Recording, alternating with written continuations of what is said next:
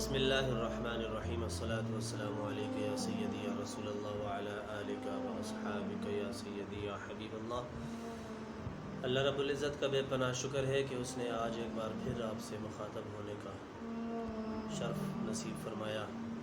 خالق کائنات سے اللہ رب العزت سے دعا ہے کہ ہمیں خصوصاً مجھے اور میرے سامعین جتنے بھی مجھے سنتے ہیں، جتنے لوگ جتنے دوست مجھے سنتے ہیں، بلکہ پوری خلقت جہاں جہاں اللہ کا بندہ، وہ بندہ کہ جو اپنے پیارے آقا حضرت محمد الرسول اللہ صلی اللہ علیہ وآلہ وسلم کا کلمہ پڑھنے والا ہے، اللہ سب پر اپنا فضل کرم نصیب فرمائے۔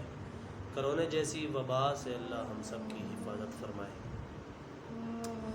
آج جو میں پیارے رسول آمنہ کے لال، اللہ کے پیغمبر، اللہ کے محبوب بندے، خوبصورت کلام آج میں آپ کی خدمت میں لے کر حاضر ہوا۔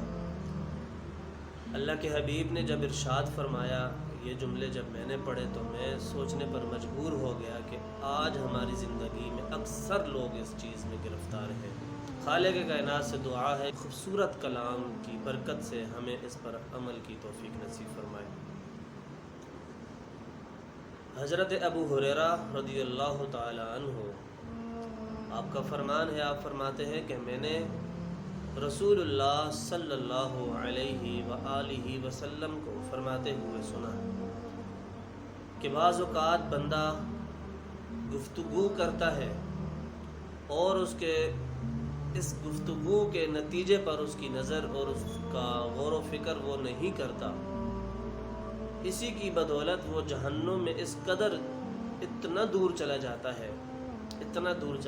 ہے جتنا دنیا میں مشرق سے لے کر مغرب تک کا فاصلہ اللہ نے اس دنیا میں ڈالا ہوا ہے۔ کتنے موقع پر ہمیں یہ کہنا پڑتا ہے، میں اپنے الفاظ واپس لیتا ہوں، کتنے ہی موقعوں پر ہمیں یہ بھی کہنا پڑتا ہے لا الہ الا اللہ محمد رسول اللہ۔ وجہ کیا ہوتی ہے؟ ہم سے خطا کہاں ہوتی ہے؟ ہم سے خطا یا تو لوگوں کے دل دکھانے میں ہو جاتا ہے۔